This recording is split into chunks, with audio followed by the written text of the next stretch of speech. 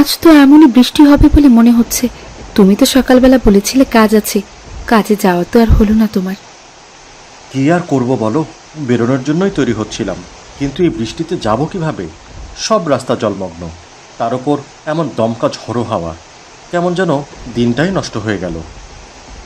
আচ্ছা, দিন তো নষ্ট হয়নি, বৃষ্টির উপর তো আমাদের আর হাত নেই, এমন দিন আসতেই পারে। তা তো জানি, কিন্তু কাজ তো আর ফেলে রাখা যায় না। একদিনের কাজও যদি আটকে যায়, পরের দিন চাপ দ্বিগুণ হয়ে যায়। এই বৃষ্টি সব কিছু কেমন যেন এলোমেলো করে দিল। কৈলাস, তুমি সবসময় এত চিন্তা করো কেন? মাঝে মাঝে প্রকৃতির ইচ্ছের কাছে হাল ছেড়ে দিতে হয়। এমন বৃষ্টি কতদিন পর হয়েছে, একটু প্রকৃতির সঙ্গে সময় কাটাও।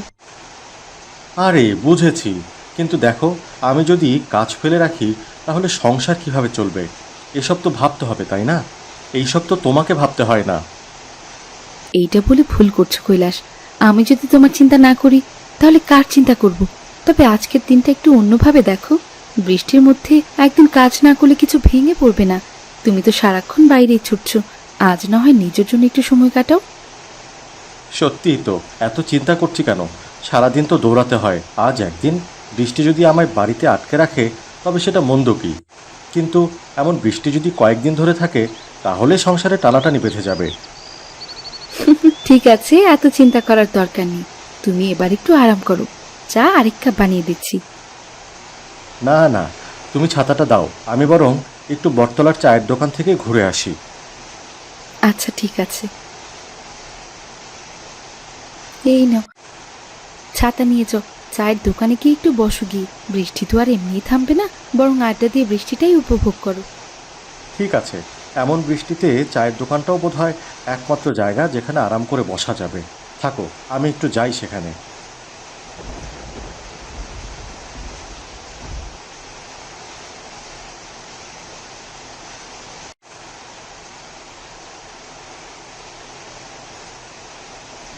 এই নিন গরম গরম চা। বৃষ্টির দিনে চায়ের চেয়ে ভালো আর কি হতে পারে বলুন?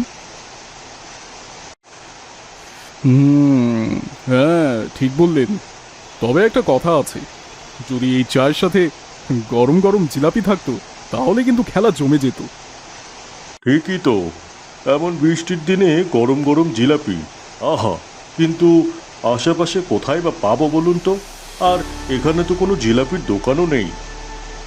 হ্যাঁ, ঠিকই বলেছেন, এখানে তো আশেপাশে কোনো জিলাপির দোকানও নেই, তাই বৃষ্টির দিনে জিলাপির মজাটাও আর নেওয়া হচ্ছে না।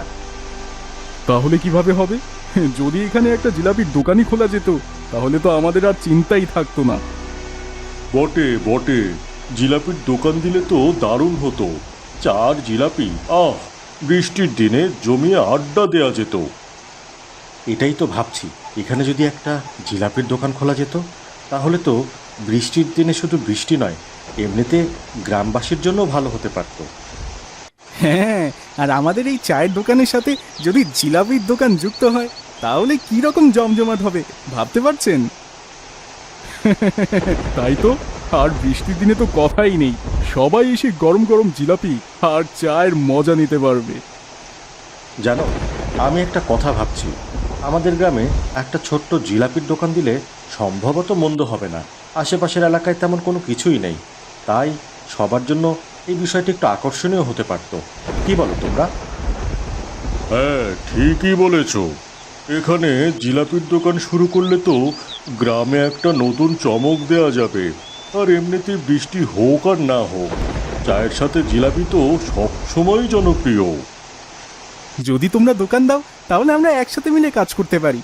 এই আমাদের দোকানের পাশে একটা ছোট্ট জায়গা আছে, সেখানে দিলেই হবে, গ্রামবাসীরও সুবিধা হবে। হ্যাঁ হ্যাঁ, দোকান দিলে ঠিক ওই জায়গাতেই দিব। একটু ছোট্ট একটা শেড বসিয়ে দিয়ে গরম গরম জিলাপি তৈরি করা যাবে। চায়ের দোকানের সাথে যুক্ত হলে গ্রামবাসীর জন্য আড্ডারও একটা ভালো জায়গা হয়। তখন তো বৃষ্টির দিনে চা জিলাপির আড্ডা একদম জমিয়ে হবে, একদম আদর্শ জায়গা হয়ে যাবে আমাদের গ্রামটা। কৈলাস চায়ের দোকান থেকে বাড়ি ফিরে তার গিন্নির সাথে আলোচনা করে জিলাপির দোকান দেয়া নিয়ে। কল্যাণী, আমি ভাবছি আমাদের এই চায়ের দোকানটার সঙ্গে একসঙ্গে কিছু একটা করা উচিত। তবে যদি তুমি আমার সঙ্গে থাকো তাহলে আমি কাজটা আরও সুন্দরভাবে করতে পারি। সত্যিই তো, আমি সবসময় তোমার পাশে আছি। আমরা যদি একসাথে ভালো মতো কাজ করি তবে সেটা সবার জন্যই উপকারী হবে। আমি অবশ্যই তোমার সঙ্গে থাকতে চাই। তাহলে শুরু করা যাক। প্রথমেই আমাদের কিছু প্রয়োজনীয় জিনিস কিনতে হবে। এই ধরো, জিলাপির জন্য আটা, ময়দা, চিনি, তেল এসব কিছু তো জোগাড় করতে হবে, তাই না? কোথায় দোকান দেবে, কিছু ভাবলে? আমাদের ওই চায়ের দোকানের পাশে যদি একটা ছোট্ট শেড বানানো যায় তাহলে খুব ভালো হয়। ওখানে জিলাপি তৈরি করতে পারবো আর চাও বিক্রি করতে পারবো। বেশ, আমরা সেখানেই শুরু করি। গ্রামে আসা যাওয়া করা লোকজনের জন্য সেটা খুব সহজ হবে। আর তুমি তো জানো, বৃষ্টি হলে জিলিপির চাহিদাও বেড়ে যাবে। ঠিক বলেছ, আমাদেরও প্রস্তুত থাকতে হবে। এখানে আমরা নতুন নতুন রেসিপি প্রয়োগ করতে পারি।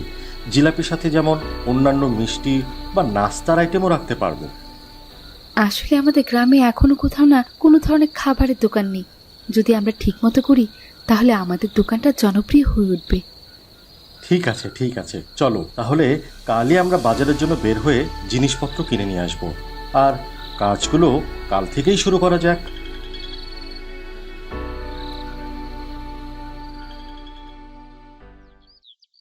পরদিন সকালে কৈলাস ও কল্যাণী বাজারে গিয়ে জিলাপির উপকরণ কিনে নিয়ে আসে।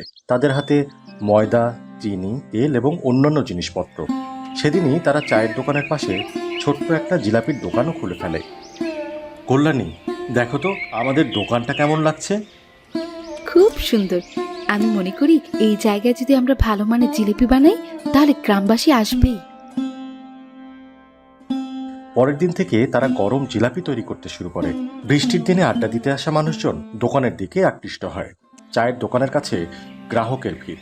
কৈলাস এবং কল্যাণীর প্যানের মধ্যে জিলাপির তেল দিয়ে ভেজে সুগন্ধ ছড়াচ্ছে। আহা, গরম গরম জিলাপির মজা কি আর বলার মতো? সত্যিই অসাধারণ।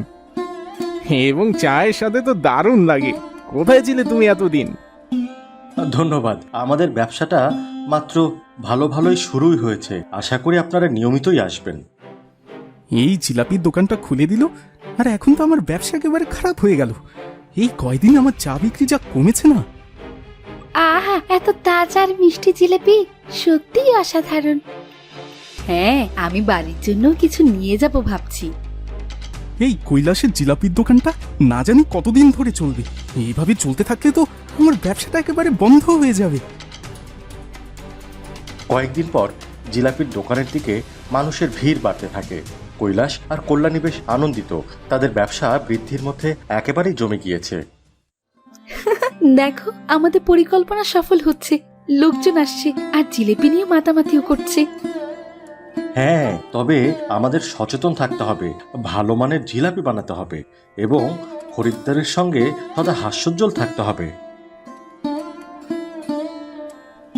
না না না না না না না না, আমি ওদের ব্যবসা কিছুতেই করতে দেব না। আমি ওদের ব্যবসা বন্ধ করে দেব।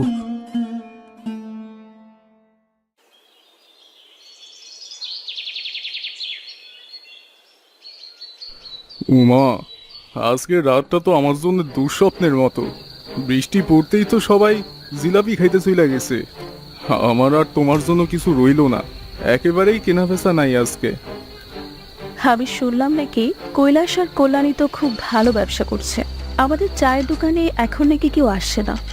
সবাই নাকি ওই কল্যাণীর দোকানে যায় গরম জিলাপি খেতে। হ, কিন্তু আমি ভাবতাছি কিভাবে তাদের সঙ্গে প্রতিযোগিতা করা যায়। আজকের বিক্রিতে আমি প্রায় কিছুই পাইনি। এইভাবে চললে না খেয়ে মারা যাবো আমরা। ঠিক আছে, আমাদের কিছু একটা করতে হবে। আমি শুনলাম কৈলাসের জিলাপি খুব সুস্বাদু, কিন্তু যদি আমরা ওদের জিলাপির স্বাদ নষ্ট করে দিই? কি ঠাট্টা! ওদের জিলাপির স্বাদ আমরা কি করে নষ্ট করবো বলো তো? আমি ভাবলাম ওদের চিনির পাত্রে যদি নুন মিশিয়ে দিই তাহলে জিলাপির স্বাদ নষ্ট হয়ে যাবে আর সবাই আবারও আমাদের চায়ের দোকানে ফিরে আসবে চা খেতে। কিন্তু আমরা কি করে এই কাজ করবো? ভাবো তো, যে কোনোভাবেই আমাদের ব্যবসা ফিরে পেতে হবে। নুন মেশানোর পর সবাই তো বলবেই ওদের জিলাপি খাওয়া উচিত নয়। আমি তো জানি, কিন্তু আমাদের কি সত্যি এই কৌশল অবলম্বন করা উচিত? কেন নয়? এটি আমাদের জন্য একমাত্র উপায়। আমরা রাতের বেলায় কি কৈলাসের বাড়িতে গিয়ে চিনিতে নুন মেশাতে পারলেই আবার সব ঠিক হয়ে যাবে। উমা, তোমার তো দেখি অনেক সাহস। তুমি ভাবতাছো কি কইরা যে আমি এই কাজ কইরা নিমু।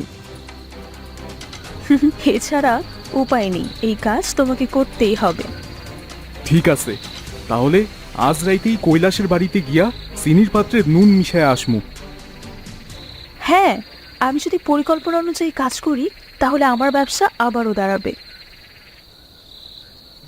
আর যদি চিনির মধ্যে লবণ মিশিয়ে দিই তাহলে তো তাদের দোকানটা একেবারে বন্ধ হয়ে যাবে, সবাই আমার দোকানে আসবে।